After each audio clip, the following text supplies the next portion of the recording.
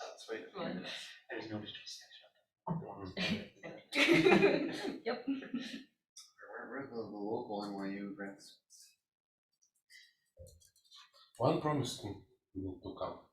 No. But maybe he decided to break. Let's wait a couple minutes. Maybe message target remind him in case he's around. Look.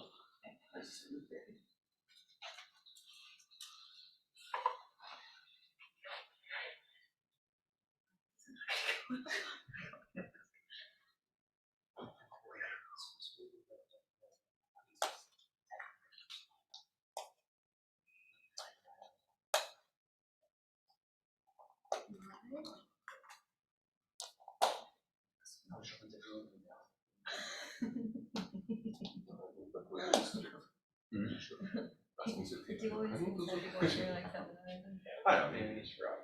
Next time, if you're late, you don't invite you, should come to school. Let's wait a couple minutes. Just stragglers.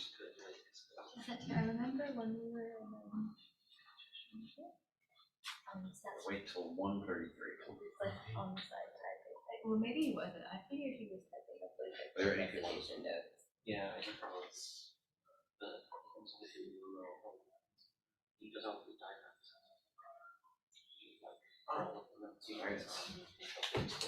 I see. He doesn't all.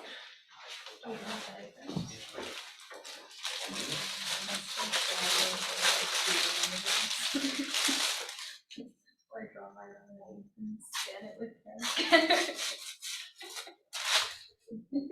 Thanks. Yeah, no, I know. Actually, I like that picture better. Sitting with like a beret. Nice to see you guys.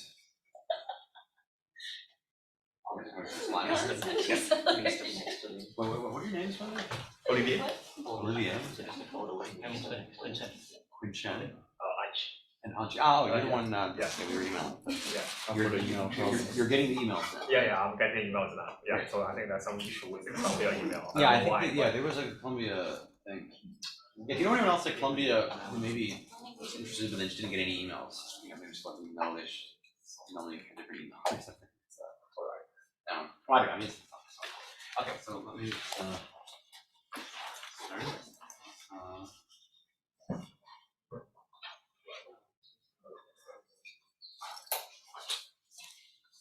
All right, so thanks everybody for coming for the third lecture in this lecture series. So in the first couple lectures, we were doing kind of a very general introduction to conformal field theory. So first we discussed kinematics, then we discussed a quantization scheme and kind of dynamical constraints you could derive. In this lecture, we're going to kind of get to the heart of what this lecture is about and give the first introduction to actually solving CFTs using conformal bootstrap. This class, we won't go into the details of programming. That's what we'll do in the next class. In this class will be more kind of like a general conceptual overview of how the bootstrap works. Kind of, bringing together all the ingredients from the previous lectures. So let's begin by reviewing some of those ingredients from the previous lectures.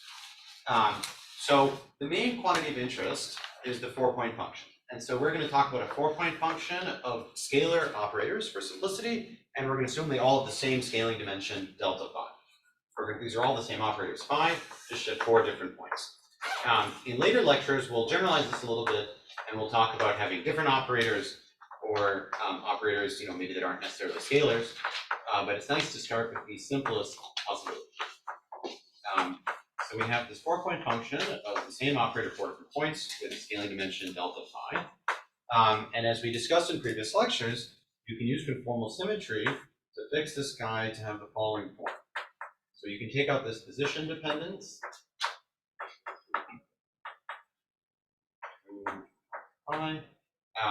And then we discussed how you could furthermore write this as a sum over operators, primary operators, that appear in the OPE. So basically take the OPE twice, say the OPE between these guys, OPE between those guys. Each time you take the OPE, it generates an OPE coefficient. That's why you have this thing twice, times this thing called the conformal block, which is completely fixed by conformal symmetry in terms of u and v, where u and v were written as combinations of x1 through x4. So this is completely kinematic. This is, of course, also kinematic. And the dynamical quantities you're trying to compute are the scaling dimensions of operators. So these are operators that appear in the OBE of phi with itself.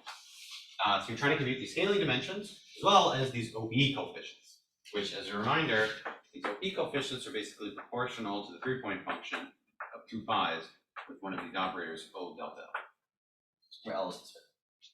So this is kind of the basic setup. And so what's nice about this quantity is that it's giving access to kind of like an infinite set of data. So it's like every single operator that appears in this OP. Now, this isn't necessarily all the primaries or the operators that appear in the theory, because there could be operators, say, that don't appear in this specific OP. But there's still, a big infinite subset of, the even more infinite set of operators in the full OP. Okay, so first of all, there are certain distinguished operators that appear in this OP, which we can briefly review, as discussed in previous lectures. So one operator that will always appear is the identity, which is basically defined as an operator with spin 0 and scaling dimension 0.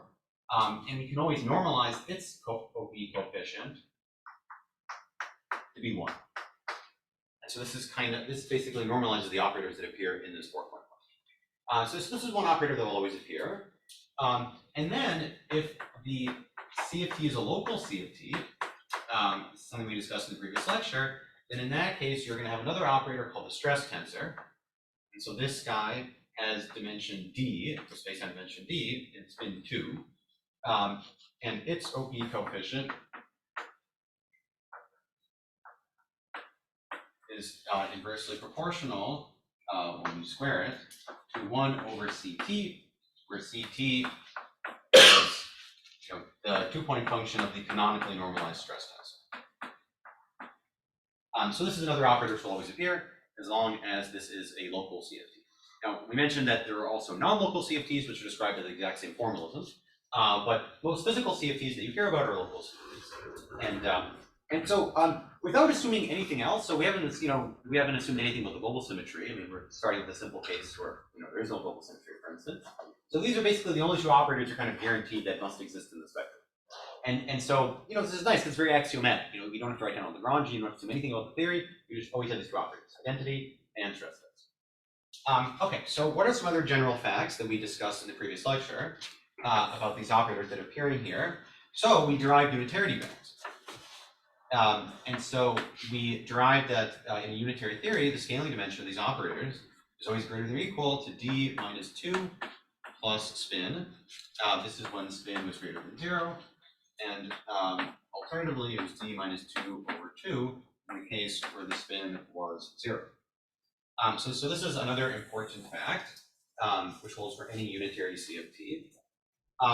Another important fact is that we can always choose a basis for unitary CFT such that the OB coefficients, this is for any operator appearing here, that these guys are always real.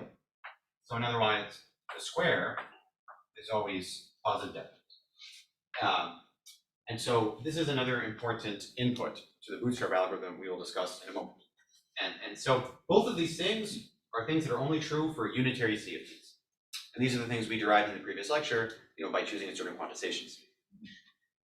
So these would be violated by non-unitary CFT. And of course, there are non-unitary CFTs that people are interested in, like the Ainley edge model.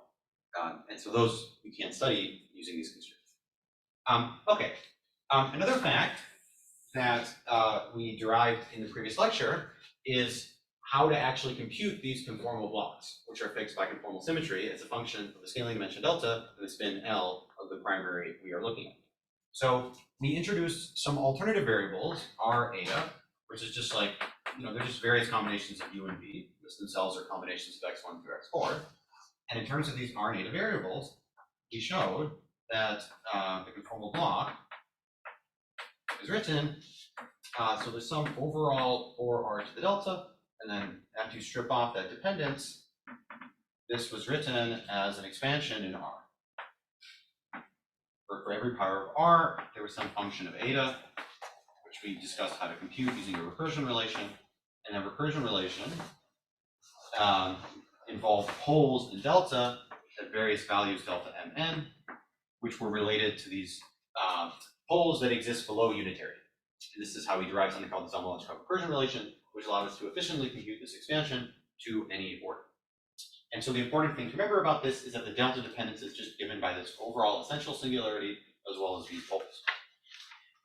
Lastly, and most importantly, from the very first lecture, we discussed how, because we're talking about a Euclidean CFT, you can always rearrange the ordering of the operators on the left-hand side, and that gave constraints on the right-hand side. Because depending on how you order these things, this conformal block changes. So like if you would have written, x3, x2, x1, x4, then that would have changed U and V because they depend on x1 through x4, and this would have given a different function here. And so in particular, if we write this whole thing as g of u and v for a moment, so not writing it as this sum of the blocks, then from the first lecture, we had these crossing relations, g of u and v equal g of u over v and 1 over v, so that was 1. And then the other crossing relation was g of u and v equals v over u to the delta phi, that's the scaling dimension of the external operator, times g of v u. So these were two things that just follow from crossing symmetry. In the previous lecture, we discussed how this guy is a little bit trivial. This thing just implies that the spins must be even. Because remember, we were able to satisfy this relation just by thinking of this as an infinite sum of 3-point functions, one for each primary, and then you could satisfy that on the level of the 3-point functions. But it's this guy that is not satisfied in some trivial way. Instead, this is really giving a function's worth of constraints. Because if you switch v with u, this is just a different function. I mean, you're still summing over the same operators, you're still going to have the same OP coefficient squared, but this is a different function. And then you also get this v over u to the factor, because these things are also going to change when you switch one with through. And so it's really this seemingly innocent constraint, which is where all the power of the conformal bootstrap is going to come from. Because we're going to try to leverage how can we use this function's worth of constraints on the OP coefficients and scaling dimensions in order to constrain them, taking advantage of these other constraints that must hold axiomatically. So the unitarity bounds, the fact that this thing must be positive definite, as well as the existence of a unit operator and the expansion of blocks. Okay, so before we go into the algorithms, any question about this material from the previous lectures, which we've just briefly reviewed? Just make sure everybody's on board before we go forward. Great, okay, so it seems like everybody's on board. Okay, so let's dive into discussing these bootstrap algorithms. So the first thing we're going to do is we're just going to write, we're going to rewrite this constraint in the following way. So we're going to write it, this is basically introducing notation. So we're going to write this sum of OB coefficients squared times this function f, whose definition we'll give in a moment. Also a function of u and v, and we're going to say this thing is 0. So what's this f? So this f, this is what I call a crossing function. So this is a function we'll encounter a lot in this lecture series. And so it's basically just defined as a block minus its crossed version, after performing that crossing relation. So we have v of delta phi, g of u v, this is the conformal block, minus its crossed version. So now this is u to the delta phi, and this is g delta L of v u.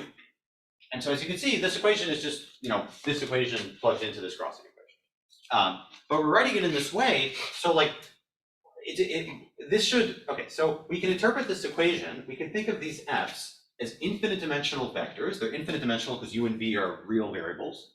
And they are labeled by delta and L, and I guess also delta phi. And so then this equation is saying that an infinite sum of these infinite dimensional vectors with positive coefficients, because this lambda squared is always positive, must be 0.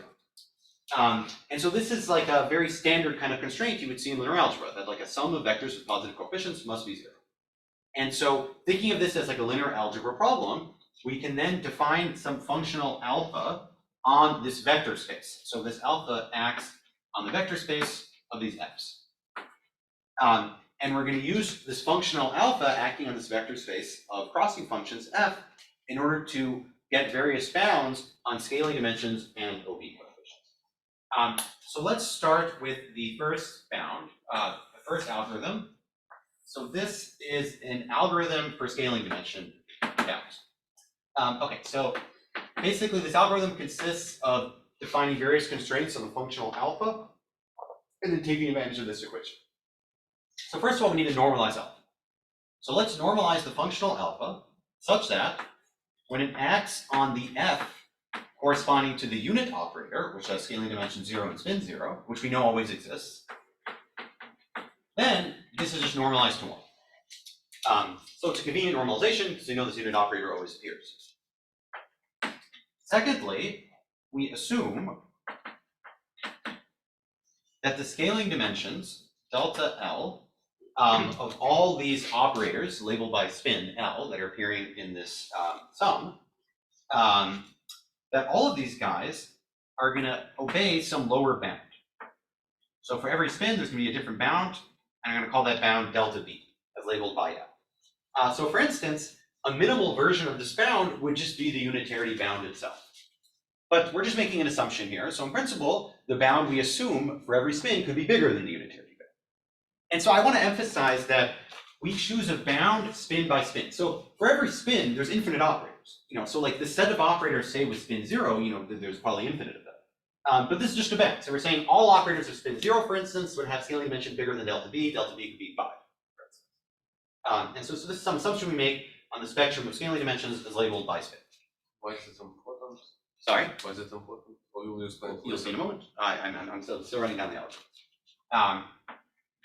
The third part is now we search for a functional alpha such that alpha acting on the f's of with general delta L is always going to be greater than or equal to 0 for all operators except for all delta L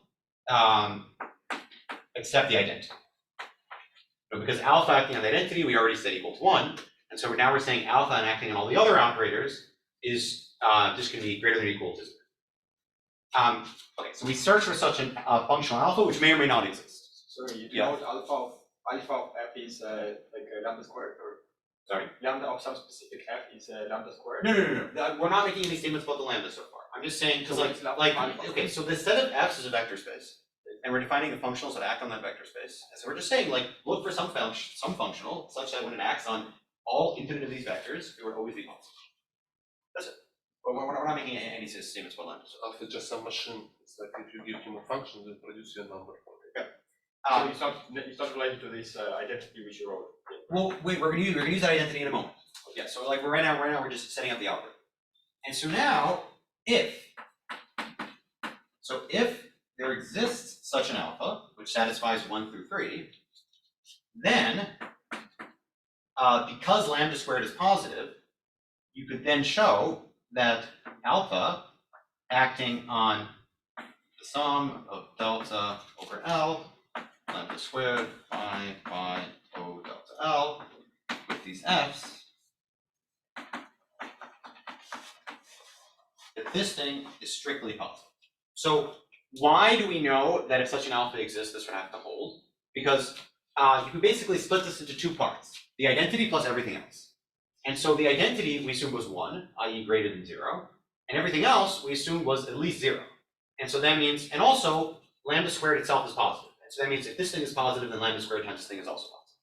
And so that's why alpha acting on the full thing must be something bigger than 0 plus something at least 0. Thus the whole thing must be bigger than 0. You didn't use 2 here, right? Well, we're using 2 because this is a functional such that it's acting on f's which satisfy 2. So like for like deltas smaller than 2, this wouldn't necessarily hold. And so the statement is that alpha acting on all operators labeled by delta and L such that 2 holds. This is now strictly positive, and this directly follows from 1 and 3.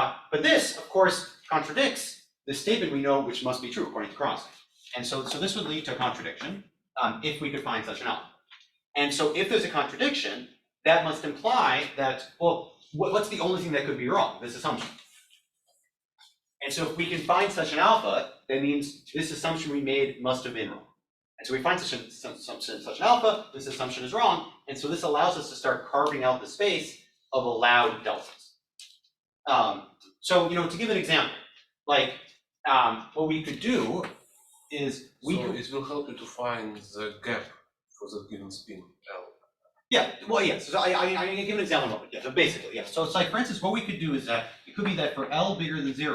We can assume that alpha of 0 is, Okay, so for L bigger than 0, we could set our choice of bounds to be literally unitarity. So just D minus 2 plus L. And so unitarity is something, which must be true, so this is basically not really assuming anything. And then only for L equals 0, we could let delta BL, just be some number, or delta B 0. And so then, as we vary delta B 0, for certain values of delta B 0, we will find a functional. For certain values, we won't find a functional. I mean, after all, there must be some value such that we can find a functional, because there must be some value such that this equation holds. For instance, if we set delta B 0 to unitarity itself, then clearly, there should be an allowed CFT with those assumptions. On the other hand, if we set delta B 0 to be some huge value, that would be making some very, very strong assumption, and then probably we would find a functional, which would then imply a contradiction, thus showing that delta B 0 equals a billion, was like too strong an assumption. So what is the contradiction? Alpha of 0. Well, the contradiction is this contradicts that. How? Because alpha is assuming that alpha of 0 cannot be positive.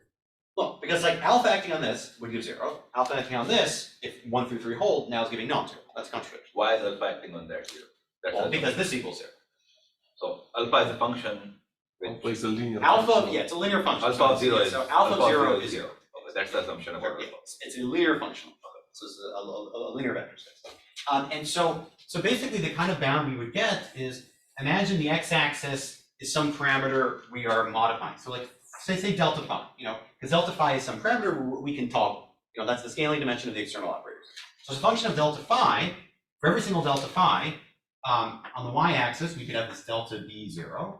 And then if delta b0 is really big, we're going to find a functional, it's going to be disallowed. If delta b0 is sufficiently small, we won't find a functional, and then it's not disallowed. And so we would carve out some space where like this top part would be disallowed, and this part would be allowed. And so this is the kind of bootstrap bound one we'll find.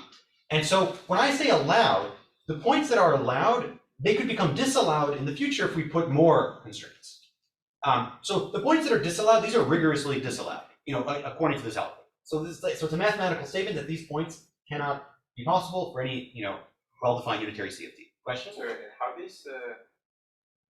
how do you solve this contradiction? The fact that we don't have bounds or we have some allowed deltas.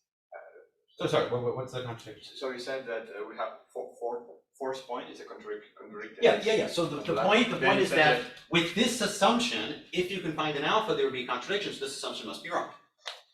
And so this is why you are computing upper bounds. Because like this assumption was assuming a certain bound, that bound cannot be correct.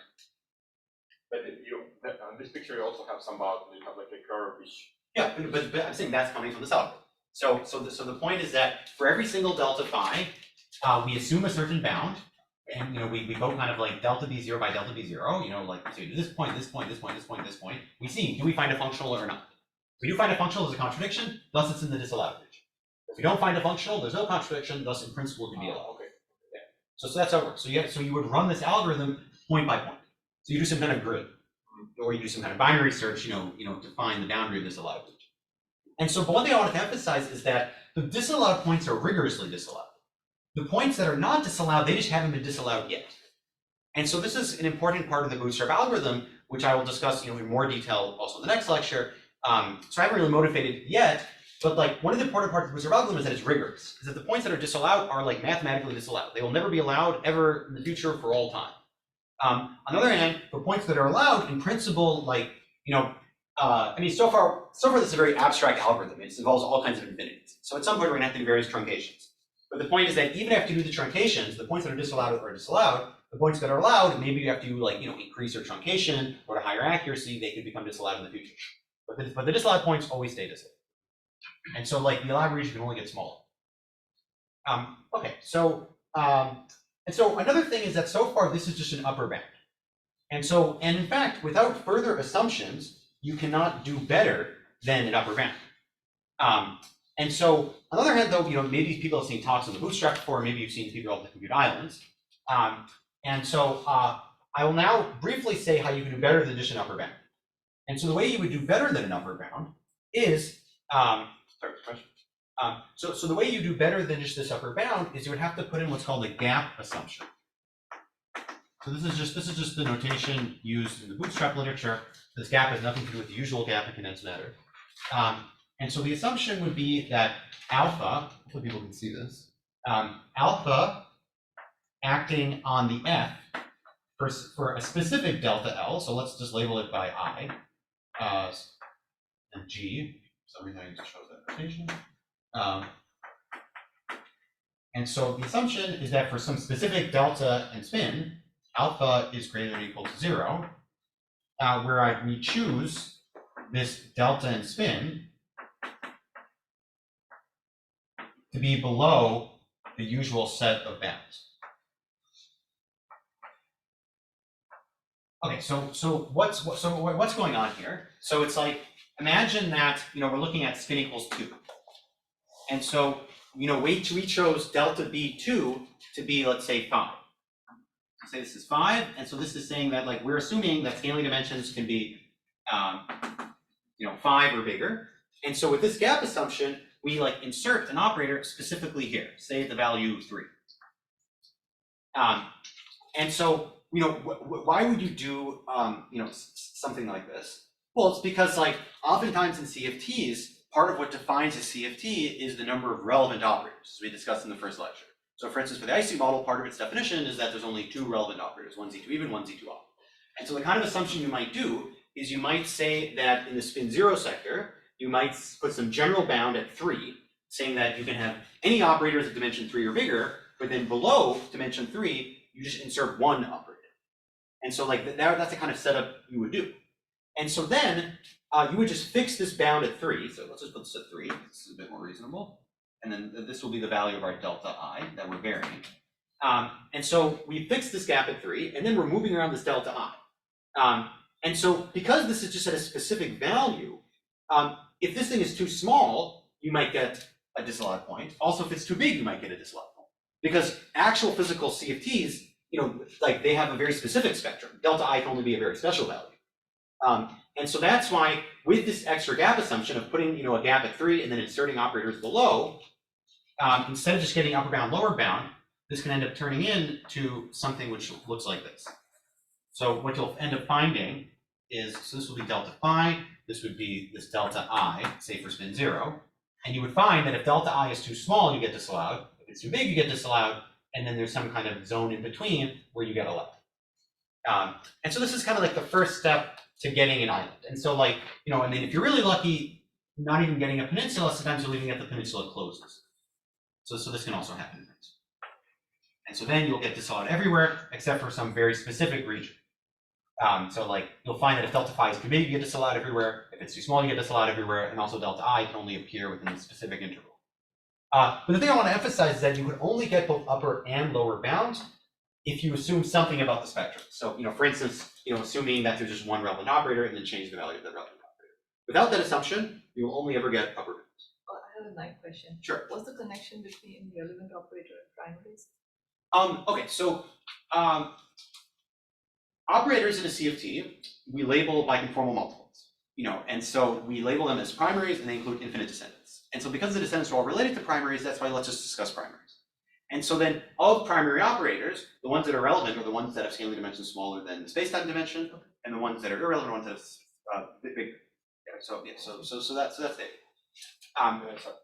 Yeah. Can you just repeat one more time how you get these below bounds? Well, okay, so the below bound is just because we the expectation is that actual physical CFTs, can only have very special spectrums. There's if you're looking at the space of all CFTs, which only have, say, one relevant operator, there might only be a few such CFTs. I mean, this is kind of an assumption, but this is something we find in practice. I mean, it could have been the case mathematically that maybe there was infinite CFTs with only one relevant operator. But in practice, as we'll see, in the next couple lectures when I show you some real plots, it seems that the space of possible CFTs is very sparse. such that if we're just like putting a gap at say 3, this is for d equals 3. So it's your input, right? That you put this. So we're putting an input that we're Some allowing specific operators of value. 3 and bigger, and then we're varying a specific operator that we insert below. And so for the specific operator we inserted below, we're putting in this, we were acting with the functional, we're assuming this is positive, and then we see again if that leads to a contradiction or not. So if we can find such a functional, then using the same logic, it would contradict this, so we would get disallowed point. If we cannot find such a functional, then it's an allowed. But like the difference between adding this gap assumption versus the vanilla situation is that in the vanilla situation, we were always just putting a bound and then allowing any operators above it. In the new situation, we're allowing any operator above that and putting an operator below. Now, if the bound in the new situation of delta b was the same bound as before, then you wouldn't get a better bound because this is just kind of relaxing the assumptions in some sense. We're saying like not only are there operators above the bound, there's also an operator below the bound. But the whole point is that in the new setup, we make this delta b very strict. So like say we set delta b to 3, which would be not allowing any relevant operators, and then we just insert one specific operator allowing for the possibility of a single relevant operator. And so that's the logic, and that's how you can get both an upper and lower bound. But we need to know something about corresponding lambda, right? No, Because that lambda is very small. no, we haven't understood anything about lambda. Well, we're just making assumptions about the scaling dimension. So far, these are all scaling dimension algorithms. The only assumption about the lambdas is that they're positive. So you're just like randomly putting this 3, 4, or whatever. Yeah, so this would be your choice. Yeah, so it's like basically you use your intuition about CFTs and like say you have an expectation that there's very few CFTs with one relevant operator. So let's try to figure that out. So we could say like I want to know how many CFTs are there with one relevant operator in 3D. So the way I would go about that is that I would put a gap at 3, I would insert an operator below 3, and I would move around this operator, with this algorithm, and then I would kind of carve out the space of allowed CFT data with that assumption. It's important that we have only one Wait, primary. We say. well, sure, yeah, it's important, but that's part of what you're choosing to look at. I mean, you could have also looked at the situation where you inserted 2 operators below, and then you could have varied this and this, you would have got some 3-dimensional form. You can put as many operators below as you want. This is user specified. I'm just kind of giving you a sneak peek where I'm telling you that, as we'll show in the next couple of lectures, if you put just 1 operator below, you will get a plot like this. If you put 2 operators below, you would just get some big allowed region. And if you put 5 operators below, you get an even bigger allowed region. But what if I increase truncation, something like that? Well, yeah. I haven't said anything about truncation. Like right now, this is kind of assuming some idealized case where truncation is perfect. You could wonder that perhaps if with perfect precision and perfect convergence, would you just find the space of all CFTs with the bootstrap? I think that might be asking a little bit too much. Because after all, we're just looking at a single 4-point function. I mean, there's infinite primaries in the theory. We're looking at the constraints on a single 4-point function. And so you should be surprised that looking at the constraints on just one 4-point function should anyways be enough to get anything physics. You would think like perhaps I have to look at the 4-point function of a billion operators. Like, well, why should just one be enough? And so it's surprising that by just looking at the 4-point function of one operator, as will be shown in the next couple lectures, you get plots that actually look like this. Not just ones I drew on the board, but like real plots, which you guys will reproduce. Okay, so this was the first algorithm, which was the scaling dimension bound algorithm. So unless there's any other questions with that algorithm, we will move on to the other algorithm. There's just 2 algorithms, so it's not too complicated.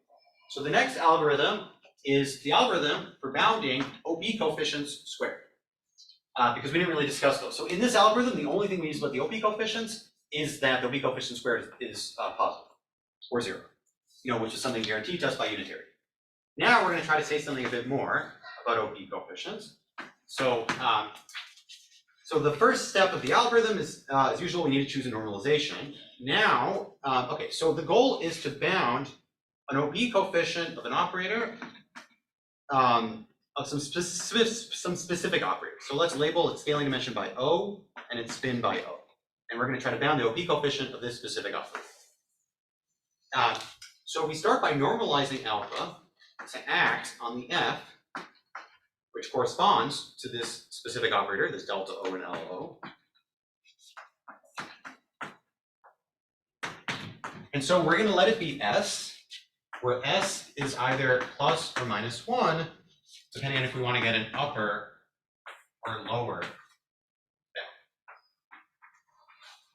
So we choose 1 in the case of an upper bound, minus 1 in the case of a lower bound. You'll see why in a moment. So that's the first step, the normalization. Secondly, we assume, so this step is very similar to the scaling dimension bound. So we assume that we have various bounds for every L, which as usual take the form delta BL.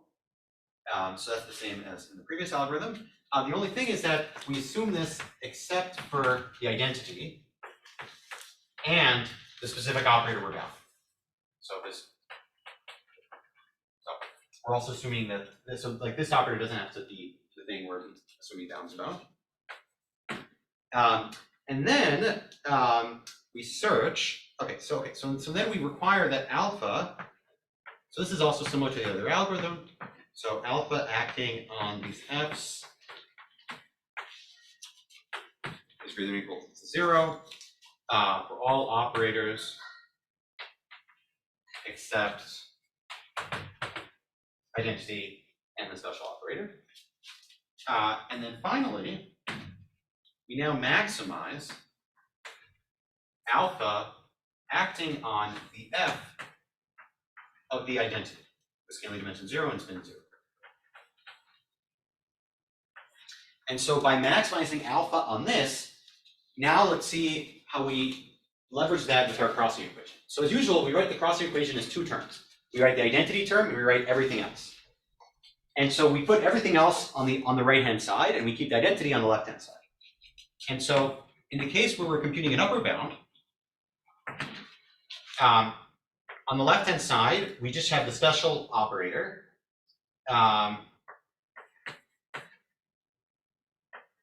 So this is this delta O L O. And this is less than or equal to minus alpha acting on the f of the identity. Sorry, what is a? Small a? Alpha is the functional. No, small a in the third. What? Like for arbitrary what? Where is the A? A for arbitrary. This is for all operators except the identity and the special operator we're looking at. Okay, so how exactly do we get this bound? So we have the crossing equation and we split it into 3 parts: the identity, the special operator we're looking at, and everything else. And so the special operator we're looking at, we normalize alpha acting on its f to be 1. And so that's why we just get lambda squared times 1. The everything else we just assume to be greater than or equal to 0. And that's why we have a bound here. And then lastly, the identity we just put on the other side. And so that's why we get this thing is less than or equal to minus alpha acting on the identity. If we would have normalized this s to be minus 1, then just rearranging things, but just multiplying everything by minus 1 now, you would just get now this OP coefficient squared of the special operator is less than or equal to alpha acting on the identity. So basically all you did is multiply everything by minus 1. That's why it changes less than or equal to greater than or equal. And because s was minus 1 instead of 1, that's why we get an opposite sign here as before. And so this is how we can get both upper and lower bounds, where again, we were using the fact that all these lambda squareds are positive, such that step 3 implies not only alpha acting on f is positive, but alpha acting on f times its appropriate lambda squared is positive. And so this is how you're able to get both upper and lower bounds on an OP coefficient squared of the chosen operator. Now, again, one thing I want to emphasize is that without any assumptions, you can actually only get upper bounds. Why can't you get lower bounds? The reason why you can't get lower bounds without any extra assumptions is because in step 1, if you were to assume that alpha acting on f is minus 1, then this would actually not be consistent with step 3. Because step 3, you're seeing how the functional acts on operators with arbitrary delta and spin. And because there's a continuum of deltas for each spin, in principle that continuum of deltas could get all the way up close to the specific delta O that you're talking about. And so it would lead to contradiction if everything up to this is positive and then suddenly this one is negative. And so if you want to be able to get a lower bound, you have to assume a gap condition, just like in the scaling dimension algorithm. So for L0, you would want to have that your bound in the L0 sector is bigger than the specific operator you're going to insert. So let's call delta I for L0. And if you make a bound and then insert an operator below the bound, then you avoid a possible contradiction between step 1 and step 3. And so spiritually, it's very similar to what was going on in the scaling dimension algorithm. So in the scaling dimension algorithm, you can only get an upper bound unless you put a gap assumption and insert an operator below. And then similarly with the OP coefficient algorithm, you can also only get an upper bound unless you make a gap and insert an operator below. And then you can get both upper bounds and lower bounds. And so the plots you're going to get are, look very analogous to the plots we showed before. So you'd have delta phi on the x-axis. Now you would have this lambda squared for this specific operator we're looking at. And then you're going to get, something like this, where this would be disallowed. And then if you also, put a gap and inserted this operator below, you could also get a lower bound. Thus getting some island shape. Okay. Excuse me. Question? Yeah, sorry, I'm on Zoom. I'm just wondering, why would a discontinuous alpha be a contradiction? Like linear functionals on infinite dimensional spaces don't have to be continuous. No. I mean, it's not the fact that it's discontinuous as a contradiction. It's just that, you're claiming that alpha acting for this delta and spin is negative, but then you're claiming that alpha acting on the same delta and spin is positive. Because, if you don't assume there's a separation between delta O, LO, and general delta and L, you would just be literally contradicting each other. So, it's not that it's always discontinuous is the problem. It's that there's a contradiction. So it's you have to. It's basically because whereas actual physical CFTs, they have some discrete spectrum of operators, but the bootstrap doesn't know about the real spectrum of CFTs just yet.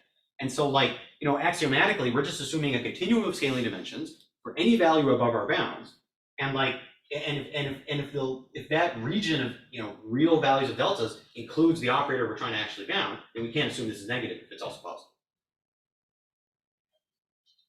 Okay, hopefully that addressed the question. So another thing I want to emphasize about this algorithm versus the scaling dimension algorithm is that the scaling dimension algorithm was more of an existence algorithm. We were just trying to see does this alpha exist or not? Whereas in this algorithm, not only do we see if the alpha exists, but then after it exists, we're doing something with it. We're maximizing alpha. And the more we maximize alpha on this, the better our bound is. And so that's why in general, OB coefficient algorithms, are a little bit more computationally expensive than scaling dimension algorithms. Because it's not just seeing if an alpha exists or not, it's actually maximizing the alpha after we have found it. And I should emphasize, this is all very abstract at this point. I mean, we haven't discussed how these algorithms work in practice. That's something we're going to do in the next lecture when we go into the coding details. Now it's just kind of motivating the general algorithms. Okay. Why is this the most general? So why are these two algorithms the most general algorithms? Yes, and why is they so effective? Okay, so why they're the most general? I mean, what other algorithm would you have? I mean, the only local CFT data we have is the scaling dimensions and OP coefficients. Yes. So it's what else would you be bounding other than scaling dimensions and OP coefficients? That's the only thing we have.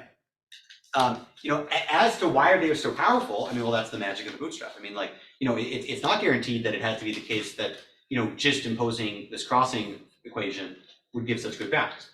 And right now, I haven't actually shown you real bounds. So for all you know, they're not powerful.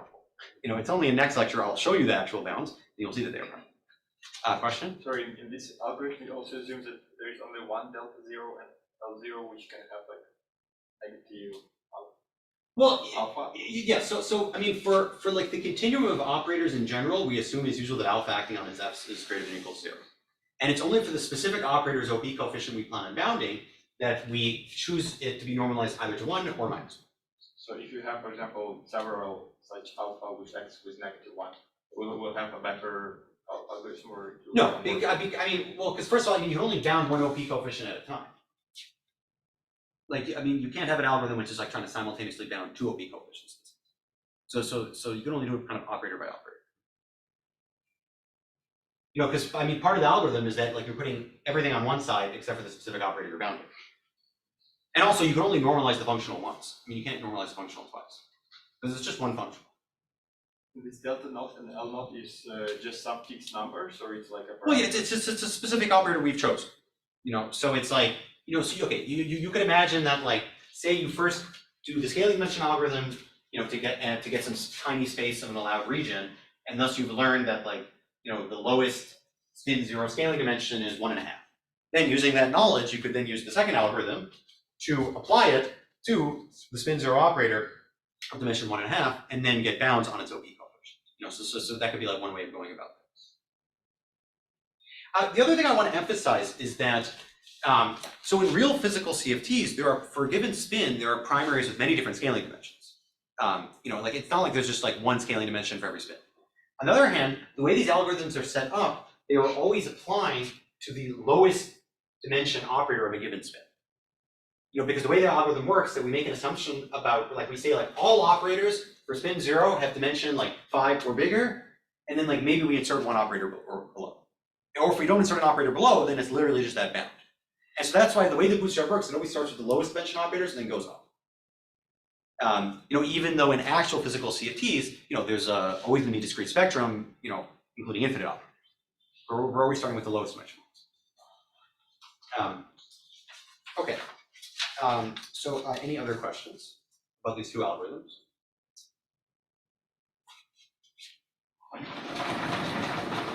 Okay. So in that case, so far the algorithms we've presented have been very abstract. I mean, these aren't things you can put on a computer yet, because there's all kinds of infinities that are showing up, which we have to take into account to turn this into a practical problem. So let's talk about the various infinities and how we truncate them in order to get an actual computable algorithm. So first of all, when there's infinite spins. This is a discrete infinity, you know, because spin is going from 0 to infinity. You know, for this identical operator 4-point function, it's going to be even value. So it's going 0, 2, 4, 6, 8, 10, etc., all the way to infinity. And so we start with spin being any even number. Shouldn't you consider the have tableaus instead of spins? You're saying, okay, so yeah, so as we discussed in the first couple classes, representations of the rotation group SOD, there's a richer variety of them than just labeled by one number. So for instance, in 4D, SO4 is labeled by 2 numbers. But if you look at the 4-point function of identical operators in any dimension, the only representations of SOD that appear are traceless symmetric of rank L, and that's what we call the spin. Okay. And so and those are the only things we're going to talk about in these lectures. Now, in principle, if you wanted to access operators in other representations of SOD, for instance, in 4 dimensions, you would have to look at 4-point functions of non-identical operators, some of which would have to be spin. And so you can do that in principle, but it's beyond the level of this class. I should note, though, that in 3 dimensions, the rotation group is SO3, and as long as you're restricted to bosonic representations, everything is just spin now, because there's just one label. And so that's why in 3D, which is, you know, of the most interest for condensed matter applications, you're not actually losing anything by talking about spin. Anyways, so we start off by, you know, L equaling, you know, 0, 2, 4, all the way up to infinity. And so we need to truncate this, and so we can just do the crudest truncation, which is just to truncate this up to some maximal spin. So I'm not yet saying why this truncation works. I'm just saying what we do, and then afterwards I'll explain why this truncation works. So for this is very easy. We just truncate the spins we look at up to some finite value instead of going all the way up to infinity. The second infinity is that we also have the operators are also labeled by delta, where delta right now is any real value bigger than the unitarity bound. So it's also going all the way up to infinity. And so right now this is kind of a problem. So like delta right now is any value bigger than d minus 2 plus L. Okay, so actually, you know, before I talk about the solutions, let me first write the infinities. So we have spins going up to infinity. We have deltas going up to infinity, starting at the unitarity bound. The other thing is that when we were writing our blocks, we were writing these things as an expansion in R up to infinity. And so in practice, I mean, we don't have closed form expressions, and so we need to also truncate this. And then finally, which is kind of the most important thing, is that the blocks, they're also a function of U and V. And so this is an infinite dimensional vector space. And so we were thinking of these algorithms as alpha acting on infinite dimensional vector space. And so we need to turn this into a finite dimensional vector space. So we have to somehow truncate the infinite dimensional space of functions of 2 real variables, U and V, which are alphas acting on. So we need to take into so these are the various infinities that we have to somehow truncate in order to turn this into a practical problem. So two of the infinities are very easy. So for the spins, as I just said before, you can just truncate this to go up to some maximal value of the spin. Similarly, when computing these blocks, as a sum over R, we can also just truncate this to go up to some R max. So that kind of gets rid of these two infinities. That was pretty easy. The infinity of U and V, that's a bit more interesting. So instead of talking about a functional acting on any function of u and v, the way we truncate this to a finite space is we expand these f's. Sorry, when you Yeah. say you truncate in spin, you mean that you assume that alpha acts by zero on all f's with highest speed? Basically, yeah. Yeah. Is it obvious that there is no contradiction here? Well, okay, you'll see in a moment why this truncation is justified. I mean, you could think of it as like alpha is acting on zero. In practice, well, actually, no, sorry, you're not actually, no, sorry, that's actually not correct. Because you're just not saying anything about how alpha acts on spins bigger. So it's not like you're saying that it equals zero. It's just that like literally you're just not saying anything about how alpha acts on a spin with spin bigger than L max. So you would only be searching for alpha acting. You would only be imposing these constraints for spins L max and small. But then you won't get rigor around, because it could be that alpha doesn't. This is true. Yeah, this is true. Okay, so yeah, so that's something I was going to emphasize is that the one lack of rigor is that if you're only looking at spins, of L max and smaller, how do you know that if you were to then look at L max plus 1, the functional would continue obeying that? And so in practice, I mean, like I'll motivate in a second, first of all, why doing that truncation kind of mathematically, heuristically is a good truncation. But also in practice, what you can do after you found your functional, which works up to spin 50, you could just test it on higher spins and you could find that it remains positive for all higher spins. Now, of course, to make it completely rigorous, you would have to do infinite checks, which we don't do in practice. But we find in practice that once you have found a functional which works up to some very large value of spin, it never just magically becomes negative for spins bigger than that. And that didn't have to be the case. But I'll give some motivation kind of heuristically of why that is. And why it is the tail of this distribution is incredibly small, such that once you found a functional working for some subset, it just always works for the bigger subset. Okay, but that's a very important question because sometimes bootstrappers overstate their rigorousness, and there is this kind of small needling lack of rigor in that you are doing this L max, but in practice it doesn't matter. So we want to truncate this vector space, and so the way we do that is we expand these f's around a certain special value. So remember in previous lectures we introduced these variables z bar, which were defined as z bar equals u and z minus 1, z bar minus 1 equals b. And so these are just useful variables, for various reasons. And so there's a special value when z equals z bar equals 1/2. The reason why that's special is you can see that both u and b both equal a quarter. And so that means if you switch u and b, you get the same value. So this is a crossing symmetric value. And so we can expand this function of u and b around this point. So that means we can take various derivatives, m and n, of z and, opposite. So derivative in z bar, m derivatives, and then evaluate z equals z bar equals 1/2. And so instead of having this infinite dimensional vector space, we've basically done a Taylor series in 2 variables. And so we can do this Taylor series expansion up to some value of mn. So in particular, well, first of all, you can always have m plus n odd, because you can just check based on the definition of this f that m plus n is even or just be 0. And so that's kind of a trivial element. You can also have m be less than or equal to n. And then if we define m plus n to be less than or equal to some lambda, then the space of the expansion of this function up to this lambda is fine. So we now have a finite dimensional vector space labeled by lambda, which I won't write its exact value, but the point is that it basically scales like lambda squared. And so we now have a finite dimensional vector space. And so I want to say that this truncation there's no problems with rigor with this truncation, because this truncation is just saying how you have an infinite set of constraints and you can always choose to sample some finite subset of them. And so as lambda gets bigger, we're just going to be sampling more and more of the infinite set of constraints, and so our bounds are going to get better and better.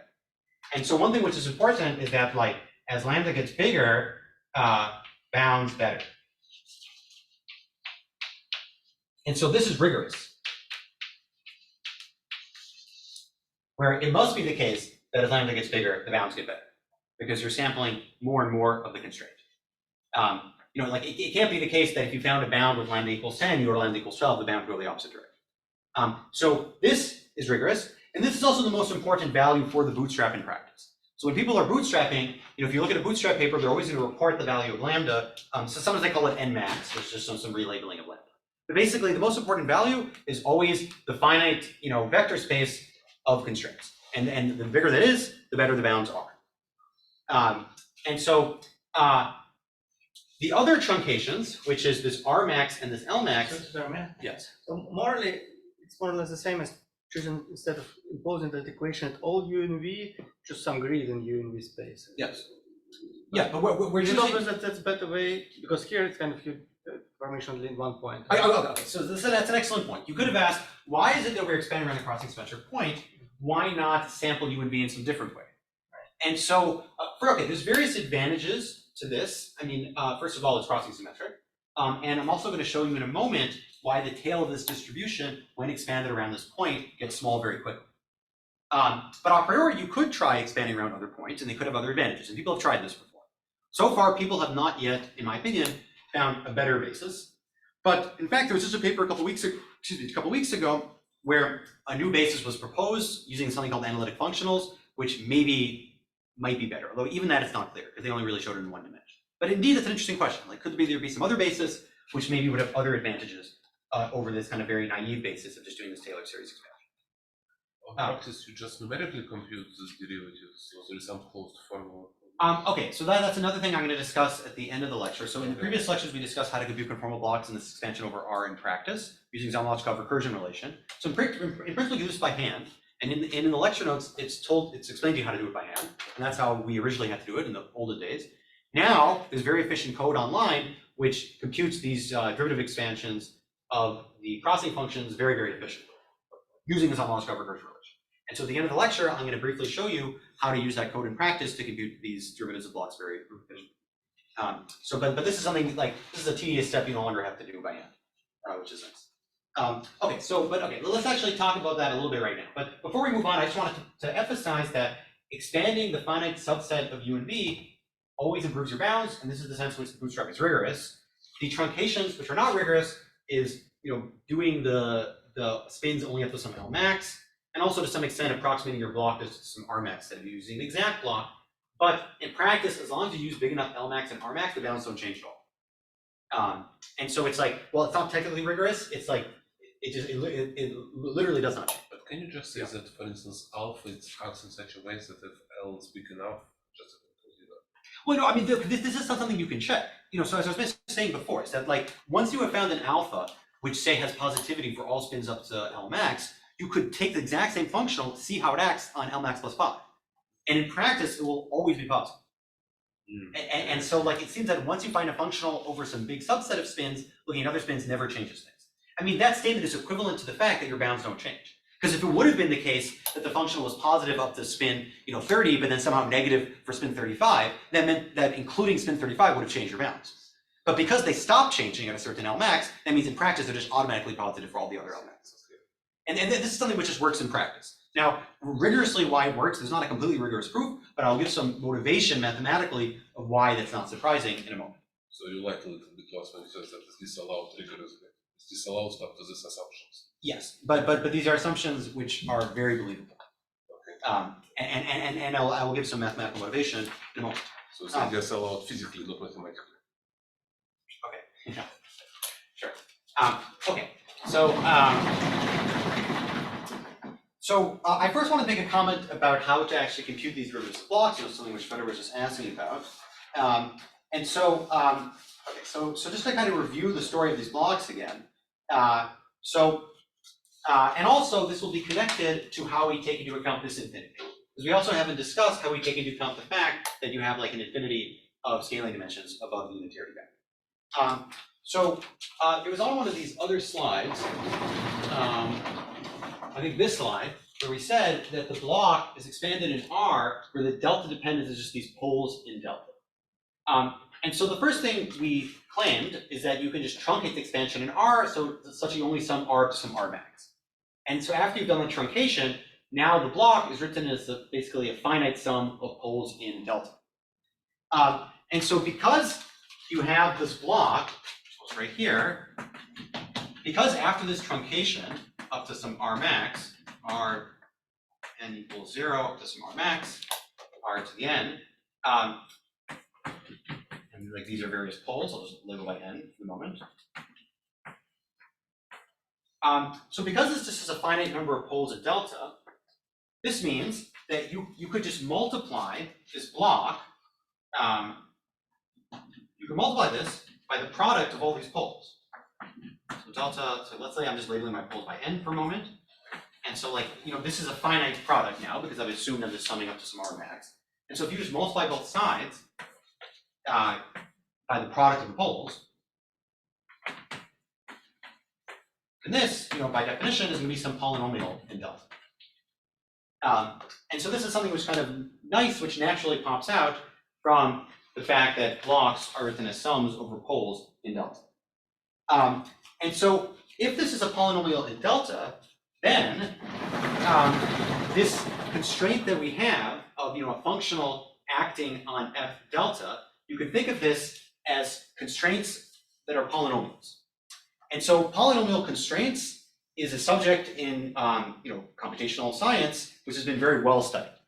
And so in the next lecture, we're going to discuss precisely such a polynomial constraint algorithm, such that you can get constraints that take into account all infinite delta because they're being encoded as polynomials.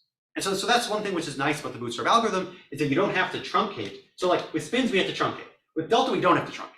And so with delta, everything remains rigorous because we just think of the blocks as labeled by delta as polynomials in delta after multiplying both sides by the product of poles. And then we can actually, computationally encode constraints that take into account a full polynomial in delta, where the only input is that the value of delta is bounded below. And so this is something we'll discuss in more detail in the next lecture when we go into the bootstrap algorithm in more computational detail. But in this product of poles, in principle, it could be infinite set of poles, right? well, no, but the point is that once you have truncated R to some R max, it is always a finite set of poles. Yeah. So in the previous lectures, when we discussed the Zalman-Loshkov recursion relation, I mentioned, it's also elaborated more in the lecture notes, that there's like, for every value of this n, there's like a finite set of poles. Because these poles are corresponding to these kind of like operators below the unitarity bound, which become null states. And there's only a finite number of them, which appear kind of at every level in the recursion relation. And so that's why it's always a finite polynomial.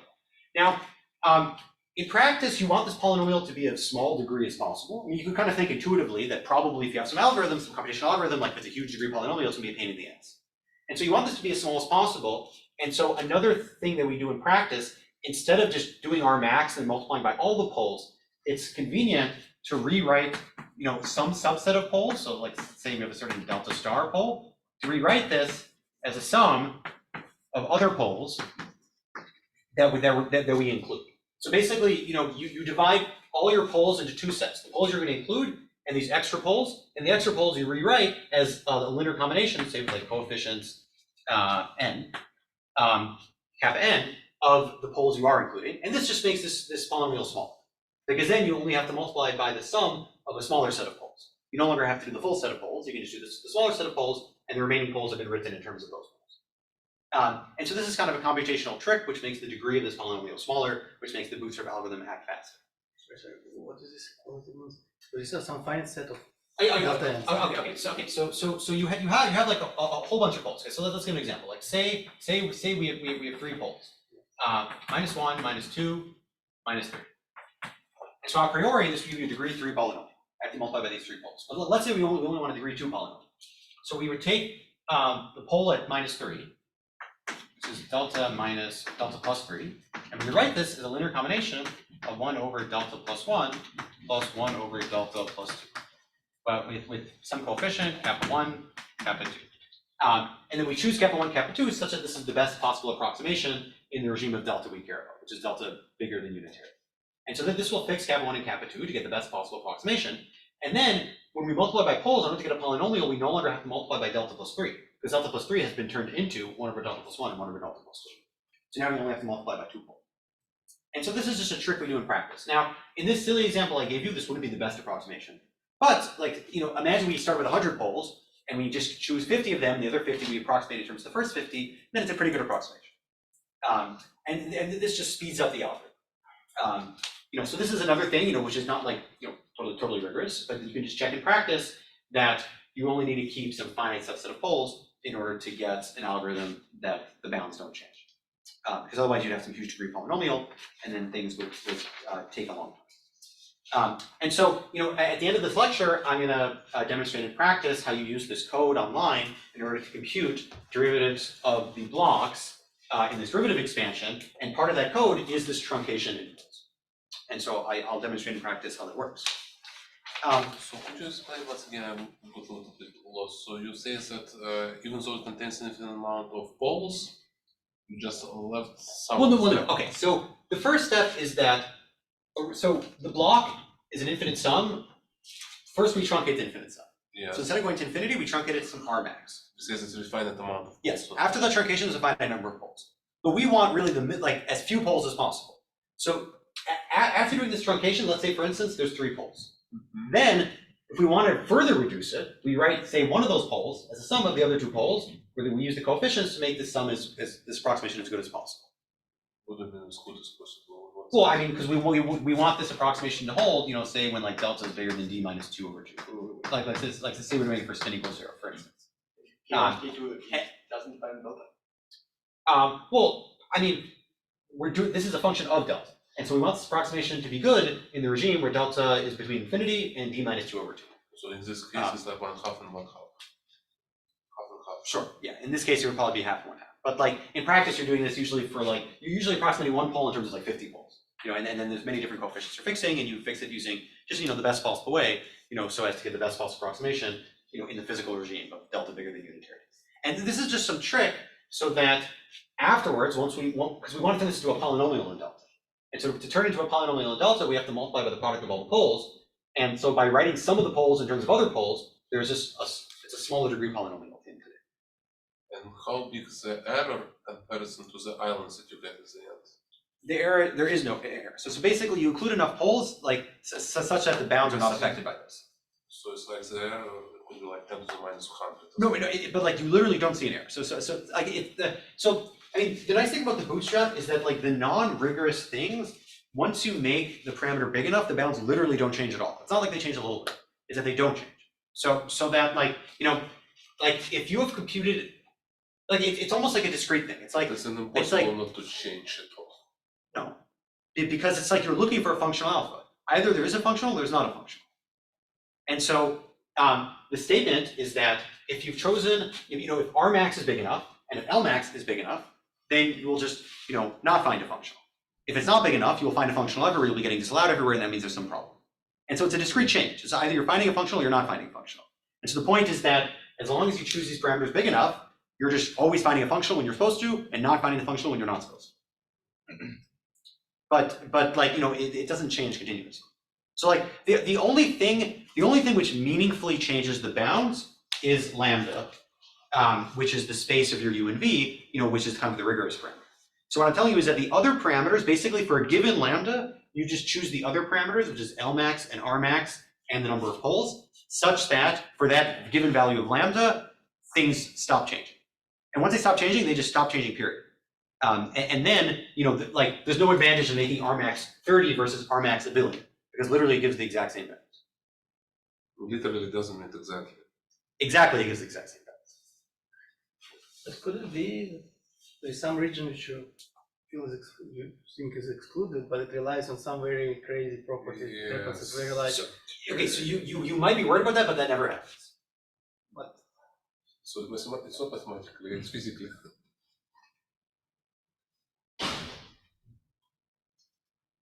Yeah, I mean, so I'm trying to be very honest in these lectures, where because sometimes when you hear talks about the bootstrap, people will be kind of like saying rigorous too much. So I'm trying to show you the aspects of it which are not entirely rigorous, which is this pole approximation, the R max and the L max. These are the non-rigorous aspects. But then I'm also telling you that in practice, as long as you choose those parameters big enough, everything stops changing. And so it's worth kind of comparing this to other numerical methods. With lattice methods, the parameters you would use, such as like the size of the lattice or the lattice spacing, things kind of change continuously based on that. So it really does matter. Because if you want to extrapolate, say, the volume of your lattice to infinity, then these errors really matter, and that's kind of where the challenge of doing lattice studies happens. What's nice about the bootstrap is that in practice, the only parameter that matters is this lambda, which says the size of the UV function space. And these other parameters, as long as they're big enough, they just don't matter. And those, some of them the goal. The goal is kind of study particular CFT, like Ising model. That I agree, because kind of you narrow it down better and better, and you see that you can. But if your goal is really to explore the space of series, it could be that somewhere deep inside for what you think is a forbidden region, there is a theory which you would be not allowed unless you reach some crazy value of delta, right? And you wouldn't notice it. Well, no, okay, but the reason why you don't have to worry about that is that, like, I mean, when I say things don't change, I'm saying like they don't change in general. Like, I'm not saying, oh, they don't change with Ising model. I'm saying, like, if you're doing any bootstrap bound and say, like, you're putting in a value of delta phi, you're doing an upper and lower bound. So saying that bound for a given value of lambda, as long as R max or whatever is big enough, that upper bound doesn't change.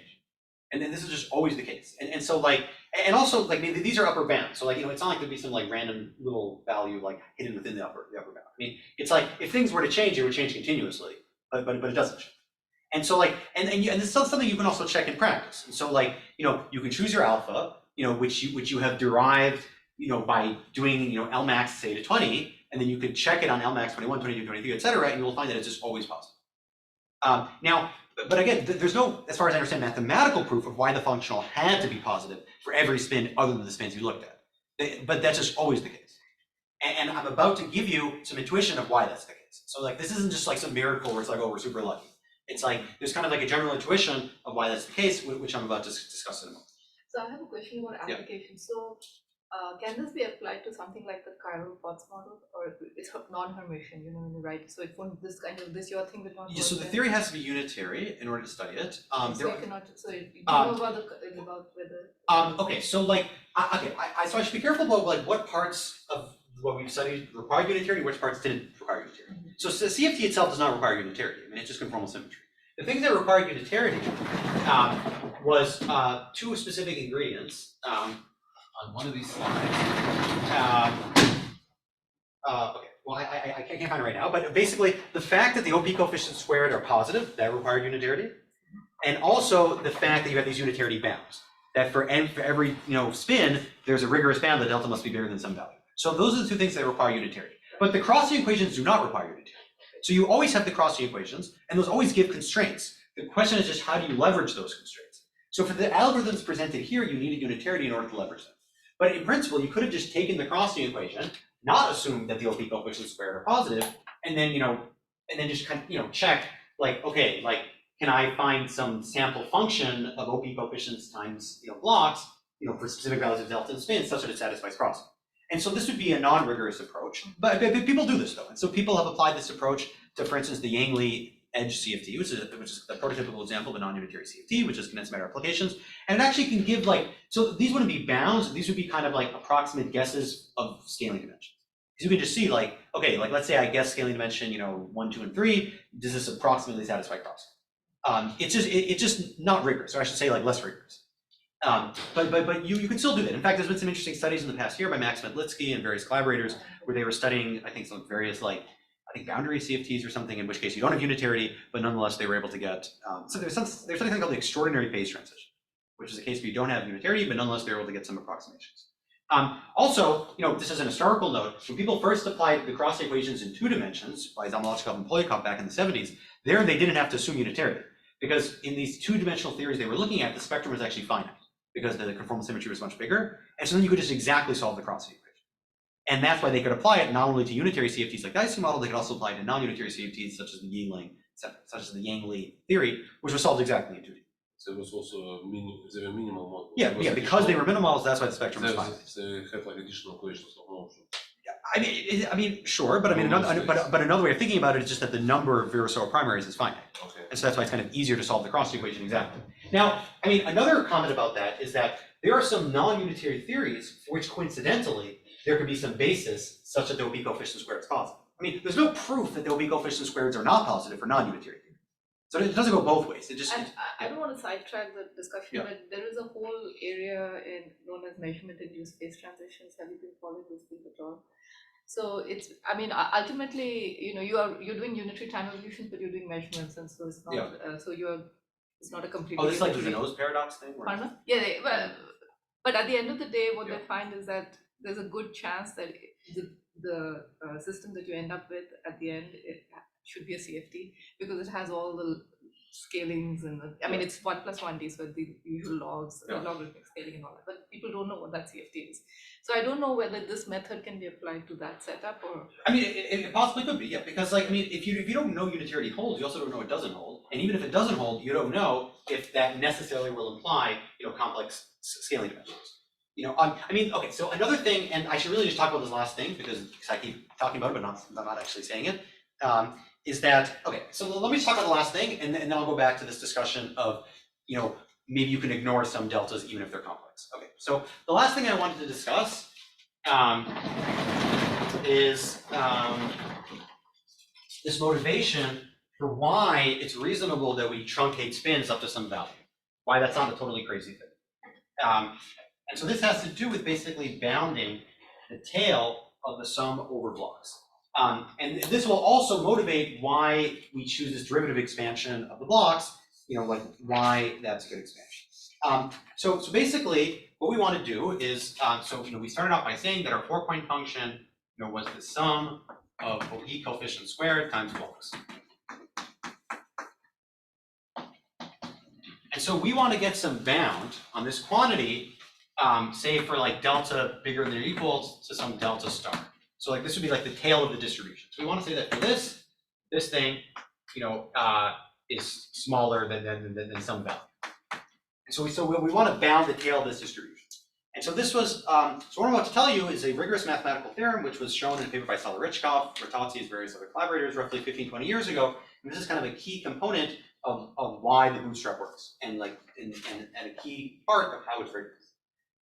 So when we were discussing these blocks before, remember that the blocks, as a function, say, of r and eta, they took this expansion over r, times various functions of eta, and then with these poles, say for n equals 0 to infinity. So the first statement is that,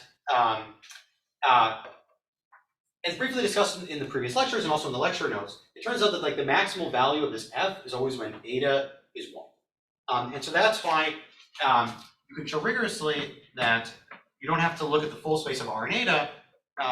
The absolute value of a block as a function of r and eta is always less than or equal to the absolute value of the block when eta is 1. So for simplicity, we can just set eta equals to 1 in the following. And so now we only have to think about these blocks as a function of one variable, r. So in particular, if we write our 4-point function as a function of r, and we set eta equals to 1, we've kind of put all these operators along a line. So we can think of it as the first operator is at r, the second operator is at minus r, the third operator is at 1, the fourth operator is at minus 1. And so then this configuration, just applying that into the usual formula for the 4-point function, is constrained by crossing symmetry. So this is some function of r with eta equals 1 divided by 2 to the 4 delta phi. With this 2 to the 4 delta phi, this basically came from that x12 to the 2 delta phi factor. Where this g of r comma 1, just by definition, is the sum over the usual OP coefficient squared times blocks where eta has been set to 1. Okay, so I'll go over the proof briefly, so I won't show all the details. But the idea is that we think of this function g of r comma 1, so just by definition, we can think of this as a sum of quantities, which I call b, labeled by delta, multiplying r to the delta.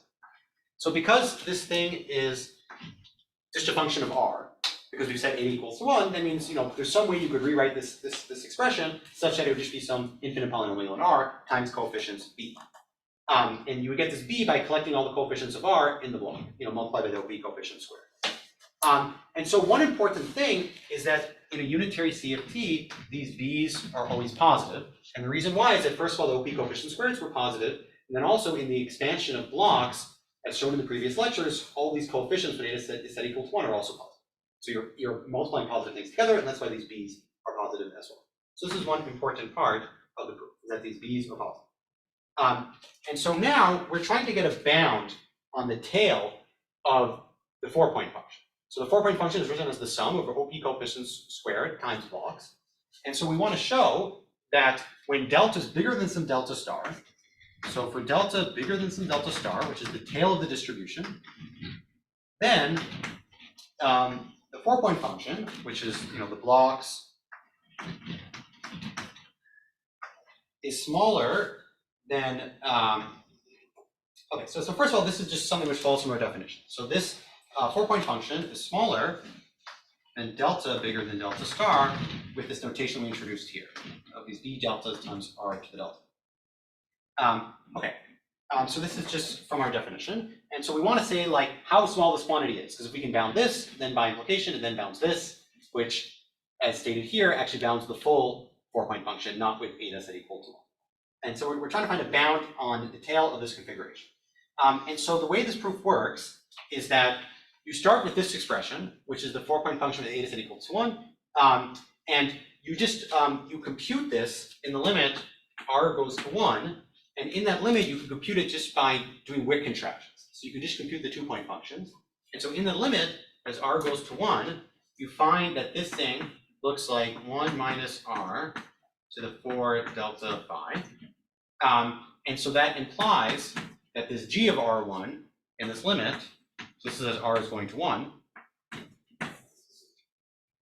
is 2 to the 4 delta phi, because I'm just putting in that factor, divided by 1 minus r for delta phi. So this is what this 4-point function with eta set equals to 1 looks like in the limit as r goes to 1. And so let's see what b would have to be such that in this notation you would recover this fact. So in order to get this 4-point function to be going like that as r goes to 1, it would have to be the case that b delta would have to be approximately 2 to the 4 delta phi times delta to the 4 delta phi minus 1 over gamma of 4 delta phi. That's just so that in this limit as r goes to 1, you would match the value of this 4-point function. Okay, and so now Is polynomially suppressed or exponentially suppressed? I think it's exponentially suppressed. Okay, and so now what we do is that we approximate. Okay, so we have this definition of g of r comma 1. By definition was the sum over these b's. And so we want to approximate this thing as an integral. So we're doing this now in the limit where delta is big. So we approximate this as an integral. So an integral of delta, e delta r to delta. And then if you furthermore take r becoming close to 1 and using this definition, you find that this thing is approximately 2 to the 4 delta phi over 1 minus r to the 4 delta phi. And so this so basically what I was just trying to show here is if you wanted to match this scaling of the 4-point function as r goes to 1, and if you want to use this notation, then that would imply that b delta would have to go like this. Because that's how you recover this expected scaling in that loop. Okay, and so now we're going to use this fact to bound this tail.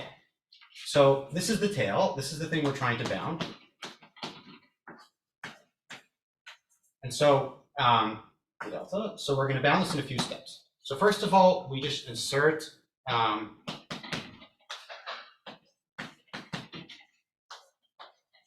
these delta functions.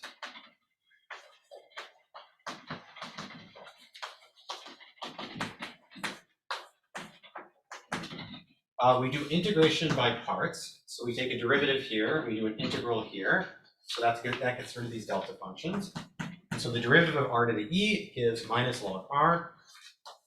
We have the same integral before. This is just integration by parts.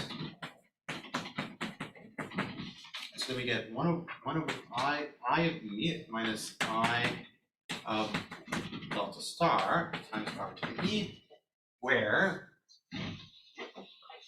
we define I of e by definition is just the sum of beta delta, where delta is less than e. And so this thing, using the expression for b of delta over there, we can approximate. We can turn this sum into an integral, do the integral, and this is 2e to the 4 delta phi over gamma of 4 delta phi plus 1. So all we did is we plugged in this approximate expression into the sum, approximate sum by an integral, and that's how we get this I of b. And so then here, this thing is always positive, so we can drop it, and that turns this equal sign into a less than or equal sign. Then we can just plug in the value of I into here, do the integral. And so then, after doing that integral, you get 2 delta star to the 4 delta phi over gamma of 4 delta phi plus 1 times r to the delta star. And so this is the main thing we wanted to get. And so this is the bound on the tail of the distribution. So basically you're saying that if you have your 4-point function as a sum of blocks, as delta gets very big, the tail is getting small, like r to the delta. Now I should note that we didn't have to talk about spin because the unitarity bound says that delta is always bigger than or equal to spin. So as spin gets big, delta gets big. You're getting big at the same time. And as delta gets big, this tail is getting small, like r to the delta. And so why is this so important? Now, first of all, I just want to comment, I was a little bit cavalier in some of these steps. So I don't know how many people were able to follow this. I just wanted to give the flavor of the proof. To make this thing totally rigorous, you use something called the Tauberian theorem, which I don't want to go into detail about. But this whole proof can be made completely rigorous. And in fact, we even get slightly better bounds, but all the bounds are always r to the delta with some prefactor. And so, first of all, this motivates why the derivative expansion was a good expansion. Because in derivative expansion, we are expanding around z equals z bar equals 1/2. And in terms of r and eta, r is 3 minus 2 root 2. This is roughly 0.17. And so r is a very small number. And so this means when you're expanding your blocks around 0.17, the tail of your distribution of your 4-point function is getting small, like 0.17 to the delta. And so that's getting small very, very quickly. I mean, it's getting small exponentially quickly, and like a really strong exponential as well. It's a tiny number to a huge number. And so this is why the bootstrap is just not sensitive to operators of big dimension or equivalently operators of big spin. And so this is why you are justified in putting a spin max. So this is why it works in practice. So before I just told you that, like, okay, just trust me, that like you put a spin max and nothing changes. But this should convince you of why you should trust me, which is that, you know, operators of big spin have really big dimension, and those just barely contribute to this 4-point function. Now, this is both a blessing and a curse. It's a blessing because this allows you to get good bounds with these truncations. The curse is that if you want to look at operators of very big dimension, it's very hard because they contribute very little, and so you have to go to huge sensitivity. And that's actually one of the big outstanding questions in the bootstrap is how do we, you know, get good bounds on very high dimension operators? You know, because in some cases like any CFT with black holes, those are precisely high dimension operators. But, you know, I mean, you can't get everything. You know, in some sense, if a truncation works at all, it means you have to be throwing something out. Okay, so that's the last thing I wanted to say. In the remaining couple minutes, well, okay, maybe this isn't necessary. Well, I was going to give a brief demonstration of there's some code online which you can use to compute derivatives of blocks. But it's discussed in the lecture notes how to access that code, and it's fairly straightforward. So I don't think I necessarily need to demonstrate that. I think it's better to end on time. Anyways, yeah. So any questions?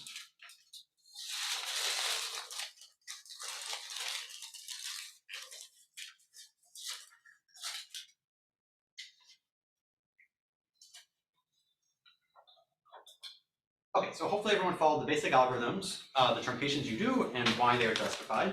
And in the lecture on Wednesday, we're going to discuss in practice how to implement the bootstrap, you know, turning this into practical code. And so next lecture is going to be, you know, partially Blackboard, partially, you know, all attached by computer, and I'll kind of show you how to run this code. And we'll actually give the first bounds in the next class. So the next class is a very important class. Great. And then so I'll send an email, I guess, discussing the various problem sets relative to this class and has everyone been getting the emails, by the way? Getting, yeah. Emails. Have you been? So you still haven't been getting the emails? I will email you a different email. Okay, yeah. So the Columbia email address for some reason doesn't work. So just send me another email address, and then you should get it. And everything worked for me. Everything's working for you now. Great, Good.